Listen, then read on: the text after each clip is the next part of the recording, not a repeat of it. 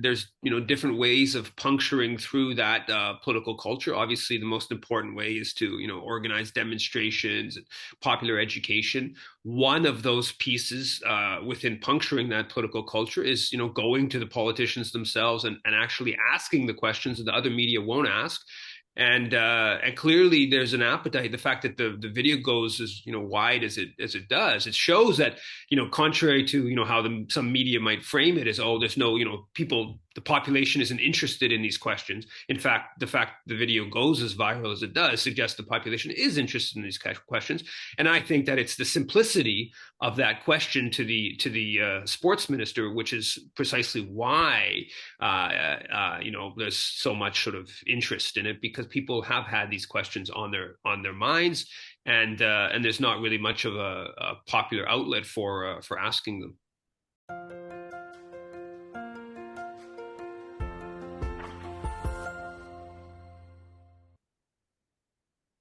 Hello, everybody. This is Pascal from Neutrality Studies, and I'm joined today by Yves Engler, who is a Canadian author and activist. He already wrote 12 books, most of them about Canadian foreign policy, the last 4 of them being A Propaganda System, How Government, Corporations, Media and Academia Sell War and Exploitation. Left, Right, A Marching to the Beat of Imperial Canada. House of Mirrors, Justin Trudeau's Foreign Policy, and most recently, Stand on Guard for Whom? A People's History of the Canadian Military. Yves Engler, thank you for joining me tonight. Thanks for having me. Yves, I've come to know about you and your work only last week, but having researched what you've been doing so far, I must say that I'm a great fan of your approach. You have made Canadian foreign policy and propaganda analysis your job, and then combined that with very effective and very brave activism. Let's maybe start with your latest stunt a week ago when you kind of surprised Canadian Minister of Sport Pascal 𝗟𝗪𝗏. Madame 𝗟𝗪𝗏, I have a question for you. You've said you don't want Belarusian and Russian athletes at the Olympics. Sorry, I'm just asking a question of the minister. She's the Minister of Sport. I'm asking, she doesn't want Russian or Belarusian athletes to participate in international Olympics or sporting events. But did you feel the same way after the U.S. invaded Iraq? Okay, 20 How about Afghanistan? How about Canadian troops after we bombed? How about Canadian athletes after we bombed Libya or Afghanistan? Excuse me. Why won't you answer the question? It's a really simple question. Minister 𝗟𝗪𝗏, it's a really simple question. Why? How about Israeli athletes? Israel has a 50-year occupation, 50-year occupation of Palestinian lands, an apartheid state. How about banning Israeli athletes? On a eu une discussion. Si vous avez des questions, n'hésitez pas. Vous avez mon numéro de téléphone. Why can't you answer the question? Non, si vous avez des questions, no, excuse me. Si vous avez des questions, why can't you answer the question? Si vous avez des why won't you answer the question? That video went viral. Why that particular question, and what did you make of her silence? Basically, I have been going to press events or events in general with different ministers now for at least more than a year now. And before the pandemic, for a couple of years, we had a group called Disruption Network Canada. And we basically take these issues that the dominant media marginalizes, mostly around critical discussion around Canadian foreign policy, and we bring them to the politicians. So in this case, to me, it's a pretty flagrant double standard that you're pushing Russian athletes and Belarusian athletes out of sports competitions while you're fine with the U.S. athletes when U.S. kills people left and right. The minister, I thought it was kind of she didn't do a good job at all. In that, first of all, she stopped. She could have just kind of ran for the door right when I started asking her the question, but she stopped and listened to the question and then smirked and kind of ran for the door when she realized the question was going to be about this flagrant double standard.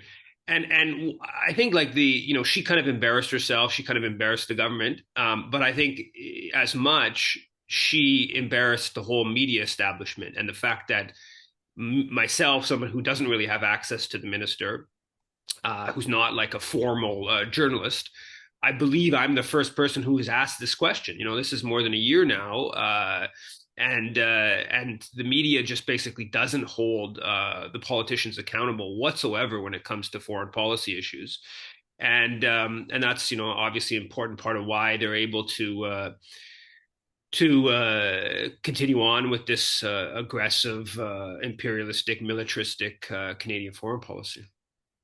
So where do you think it's coming from, that silence of hers and that obvious double standard? And let's just be clear. I mean, the International Olympic Committee has already banned Russia from being part of the Olympics, right?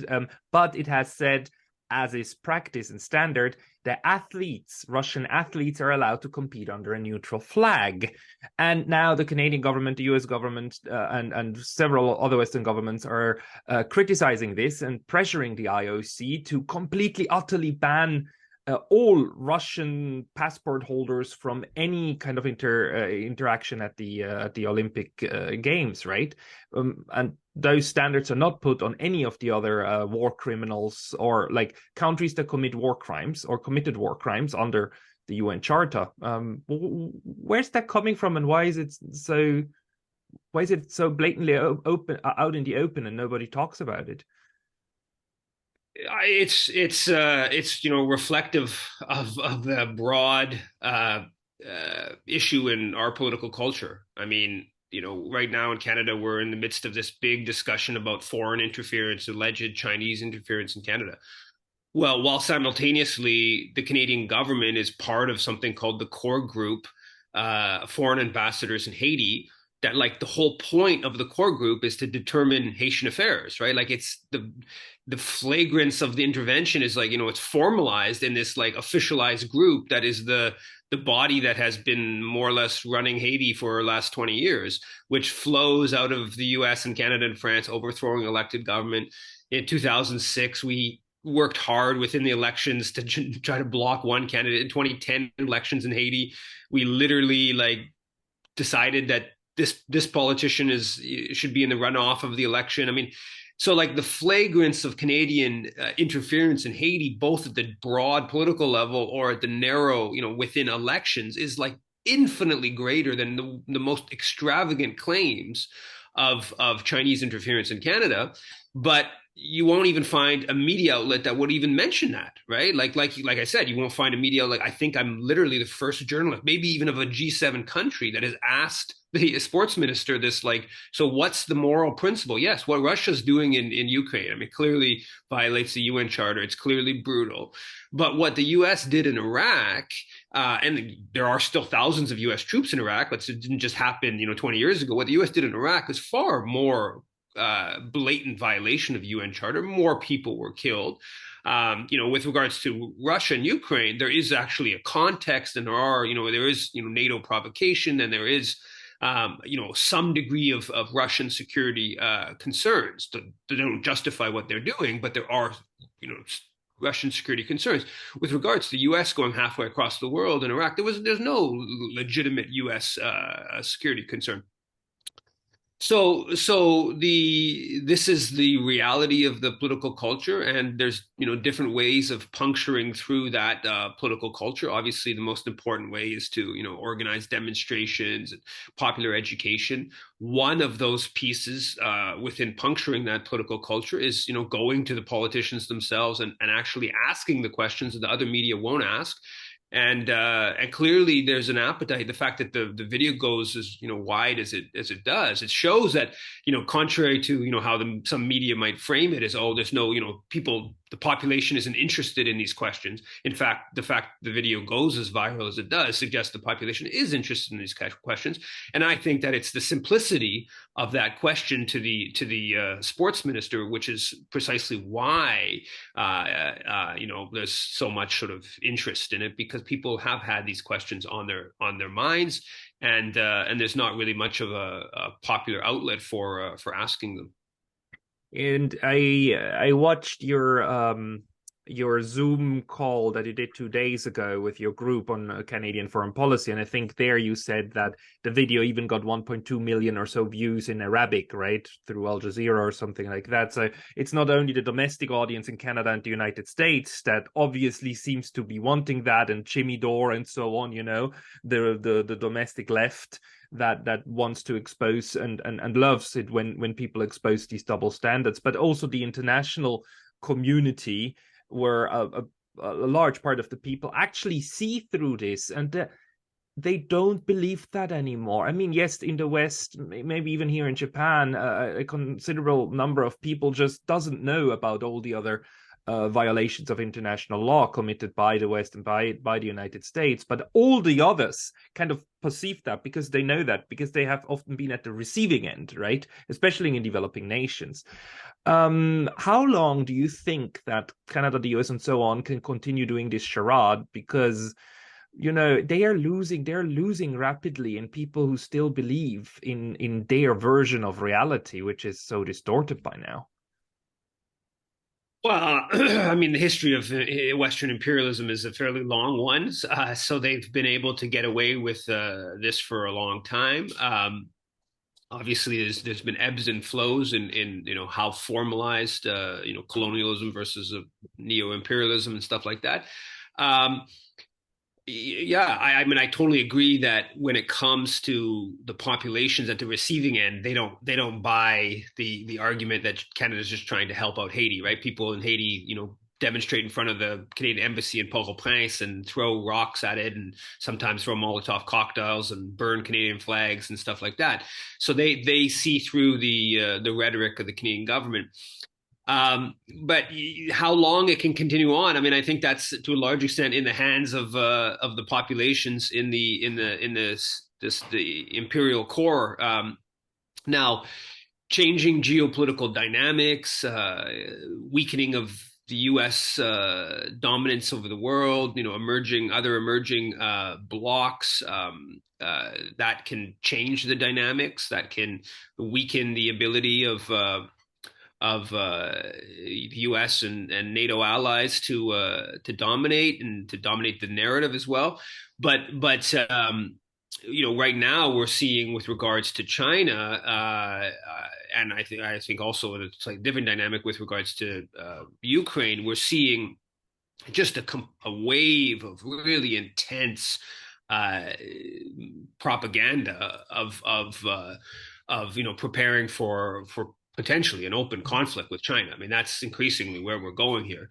What we've seen over the past year with regards to the Canadian media and Ukraine, I mean, it's just remarkable. I mean, all of the context, which some of the dominant media even reported before Russia's invasion, all the context of Canada pushing NATO expansion eastward, of Canada's role in ousting Viktor Yanukovych, the elected president in 2014, who had you know, pushed for Ukraine not to join NATO. Canada's role, even in, you know, the training of the Azov battalion and the neo-Nazis, which were going on for multiple years. All of that context is mostly just the dominant media is not willing to discuss that in the context of this sort of constant fueling of the arms and constant ratcheting up of the tensions. And with regards to China, I mean, you're seeing just this totally kind of scary. And actually, just last night, a Chinese Canadian member of Parliament had to leave the Liberal Party because he's being accused of being an agent of the Chinese government, and actually accused of trying to keep the two Michaels that were jailed in two Canadians jailed in China, have tried to keep them in jail. It makes, on the surface of it, it makes absolutely no sense. It's coming from these like intelligence agency leaking to media outlets.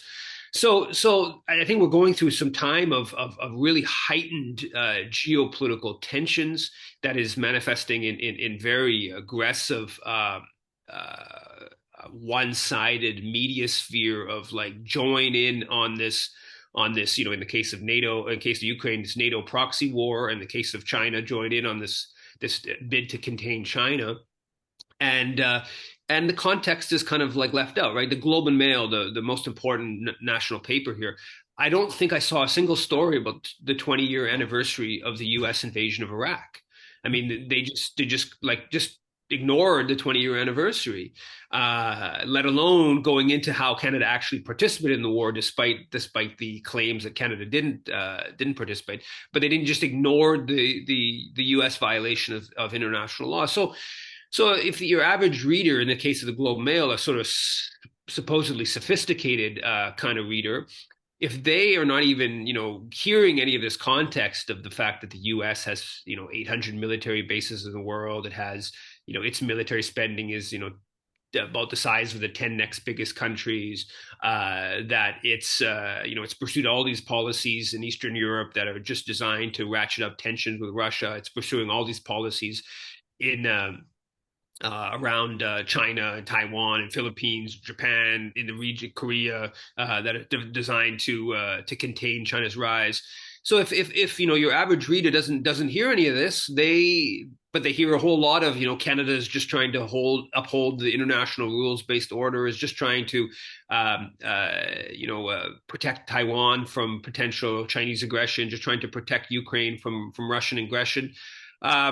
You have a very distorted outlook on Canada's role, and so how do you break through that? I mean, we have the means, the communication means to break through the incredible bias in the dominant media, but it's still an uphill fight, and there's only one way of doing it, which is working and trying to work as intelligently and creatively as possible, and in disseminating critical information and building organizations and political movements that will not just cow in the face of the dominant narrative.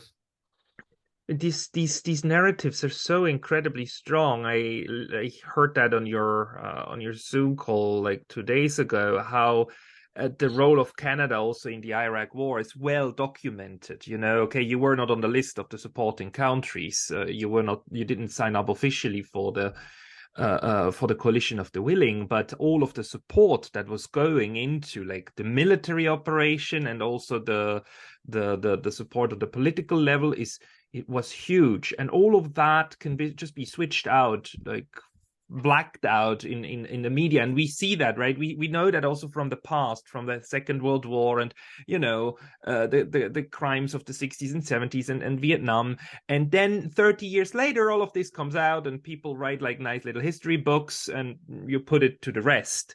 But at the moment when the crimes are happening and when this flagrant like crimes against international law are taking place in Western countries, those are the moments when the media blackout is possible, and it's still possible even in the age of the internet and even in the age of our YouTube and everything, where this talk will be. And you wrote this book about propaganda, right, in 2016. How do you think this mechanism can be broken, this self-reinforcing narrative creation of the powerful and media? I think it's through work, it's through activism. I mean, it's through, you have to list out. I mean, there's creating alternative media that's not deferent to power. There's creating organizations that challenge the current dominant media, like sort of FLAC organizations in the US. You have Media Lens in UK, and then you have FAIR in the US, which is sort of writes critical stuff of media when they publish one-sided commentary or articles. Then there's building up the think tanks that are not just deferent to power. And so what I learned in researching my 2016 propaganda system book is that the apparatus of the mythology and the apparatus of Canadian foreign policy ideas is well established, right? They have the military funds university programs, the military funds think tanks, the military has the biggest public relations apparatus in the country. You know, more than 600 people working full time on PR for the Canadian military. You know, so it's like the mining companies fund a whole bunch of the think tanks. One of the most prominent Canadian miners set up the most important academic global affairs studies program at the University of Toronto. So it's very well rooted, right? Like it is a big beast. It's not like, you know, you just sort of tell them the truth and then everyone's going to sort of, oh, the truth is there and now we're going to report on the truth. It's very self-reinforcing. So breaking into that is not easy.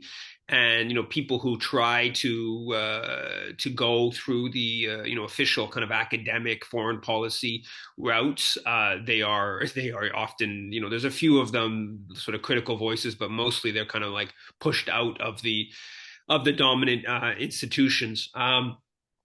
But it's you know, it's work, and it's been done before.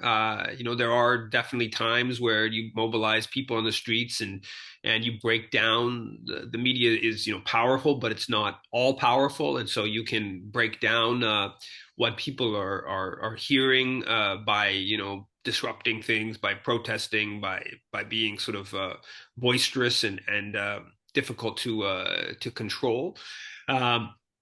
But it's a big job, and you know, it just, individuals can only do what they can do within all of that. But it is possible to get out alternative narratives. And with regards to Canadian foreign policy specifically, I have seen myself in the last couple of decades where you see that, like, the sort of consciousness at the radical left end is much stronger in terms of critical. There's been, like, you know, many books, hundreds of articles in the past couple of decades, I mean, probably thousands, critical of, you know, sort of Canadian foreign policy. And when I began paying attention to Canadian foreign policy in the early 2000s, that wasn't the case. The left world was much more committed to this idea of Canada as a benevolent international force, and now there's sort of like an academic left, a sort of radical left online Twitter kind of milieu that understands that Canadian foreign policy is fundamentally about supporting empire and supporting Canadian corporate interests, and so that's like a, you know, a small step. Obviously, there's a whole lot of work to be done, but that's a small step within a bigger project of seeping into the mainstream.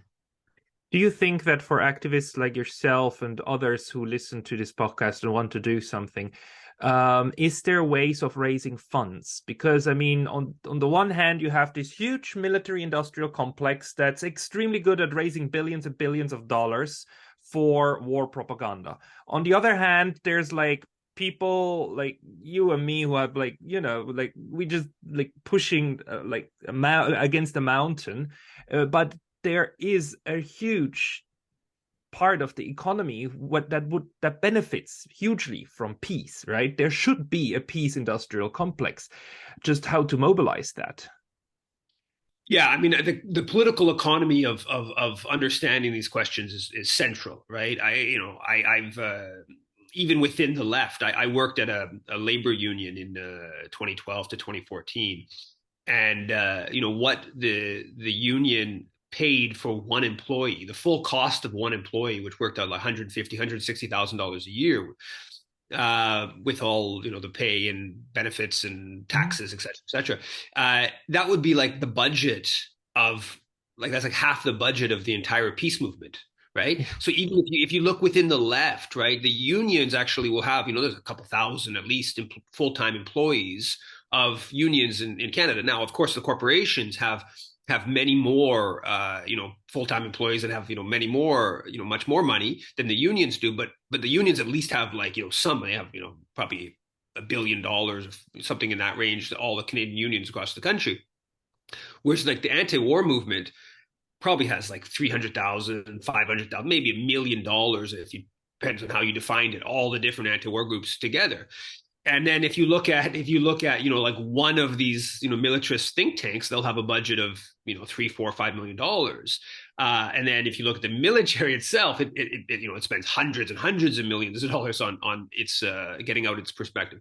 So the political economy questions are really significant. Now, as you point out, there are capitalist interests that don't want war. There are capitalist interests that see conflict as undermining their ability, to trade or do business. And I think we see that with China right now. There's a big chunk of the Canadian capitalist class that is just wants to trade and profit from relations with China, and don't really want to go down this path of increased tension and potentially delinking and breaking off some of the economic relations. But they're not interested in funding peace and anti-war and sort of anti-imperialist kind of organizations. So there is this huge beast of discrepancy in financial resources, and that is really important to understanding why certain issues are just marginalized. And even within the left, we see that, like the environmental movement does. There are rich people, there are people who got a lot of money who donate fairly significant amounts of money to environmental organizations. So the environmental movement does have, I don't know what it would be in Canada, but certainly $100 million or something like that annually. But then when you get down to, the anti-war kind of world, it's really quite limited. But it's all part of they don't call it a struggle for they call it a struggle for a reason, right? It's work, it's struggle, it's it's challenging power. We generally live in a climate where we're not being thrown in jail for dissenting opinions, so there is a certain degree of a fair bit of liberty on that front. There's all kinds of obviously more subtle ways of marginalizing viewpoints and organizations, but another thing is it's always the chicken and egg question too, where with regards to there are hundreds of thousands of Canadians right now that do have different opinions on some of these issues, and do have some money to, like, if they got kind of mobilized to have money to contribute to strengthening these organizations, these media outlets that are challenging the dominant perspective. But you got to get them mobilized, and you got to get right. So it's a difficult battle, but it's a doable one with enough work. And an important one. And you're right. I mean, sometimes, there's breakthroughs. The anti-war movement in the 70s finally was the reason why the Vietnam War ended, because it was just politically, it became untenable. And the story that Seymour Hersh broke back then on My Lai was central to that. And, he's working on another one now, right? And we'll see how this will impact everything. But maybe let me ask one last question about activism, and especially the peace movement, especially in Europe. The peace movement with the breakout of the war in Ukraine collapsed. It's gone. And very important peace activists and peace research institutes that used to be very firmly, never ever guns and never ever fighting, are now subscribing to, no, we need to send more weapons to Ukraine because Russia is the evil empire that tries to rebuild the Soviet Union. The peace movement is badly, badly wounded in Europe. How is it in Canada? Yeah, it's probably even worse. It's very much marginalized. All of the political parties with representation in the House of Commons, they all are basically behind Canada sending this never seen before in the history of Canadian foreign policy amount of donations of weapons over a year. It's over $2.26 billion in weapons that Canada has donated to Ukraine, on top of intelligence support, Canadian special forces on the ground, former Canadian soldiers fighting, and there's very little questioning of that. Incredibly, it's actually from the far right where there's more questioning. The People's Party of Canada, Maxime Bernier, former Conservative Party minister who then went to this more far right direction. He's one of the only kind of prominent voices that actually challenges.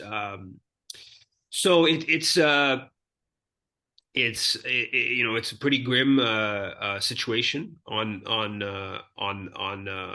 that.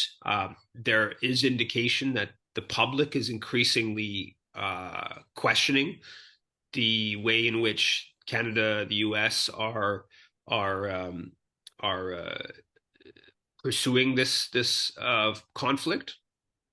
It hasn't really translated into demonstrations. I mean, here in Montreal, we had on the 1-year anniversary of Russia's invasion, there were demonstrations in a number of cities. In Montreal was the biggest one. It was about 150 people that showed up for the rally. So it's not certainly, during the Iraq War, before the Iraq War, there were 2 demonstrations in Montreal, which were the biggest ones. One was about probably 100,000. The other one was 150 maybe, or something like that.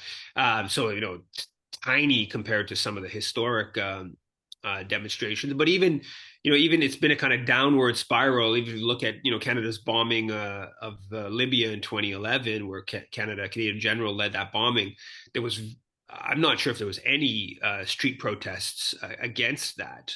And at that time, all of the political parties endorsed they voted for the bombing of Libya in 2011. So there has been this sort of weakening of the anti-war movement for many years now. This is not, it didn't just begin with Russia's invasion. It is, of course, gotten I think worse and more flagrant, because there's such an uptick in militarism, and yet so little opposition to that. But yeah, no, the anti-war movement in Canada is not in a very good spot. In the U.S. there's been a couple mobilizations. There was on the 1-year anniversary. There was I think 1,000 or a few thousand people in Washington D.C. And then a couple of days ago, on the 20-year anniversary of the Iraq invasion, there was another demonstration. I think again a couple thousand people. So there's some hints that there's something kind of brewing below the surface. But it's not at this point. It's definitely not having much impact on the discussion. No, and the same is true for Europe, and the same dynamics as well, with the right wing actually becoming anti-war in both Germany but also Switzerland. This is very strange, and this will be something to work on for the foreseeable future for us, I believe. Yves, where can people find your work? I'm on Twitter, so Engler Yves, and then the best place is my website, 𝗟𝗡𝗂𝘂𝗁.com, 𝗟𝗡𝗂𝘂𝗁.com, and I have most of my articles get posted there, and obviously information on my books and other things. I'll link to all of that in the description. And Yves, I hope to talk to you soon again. Thank you very much for tonight. Thanks for having me.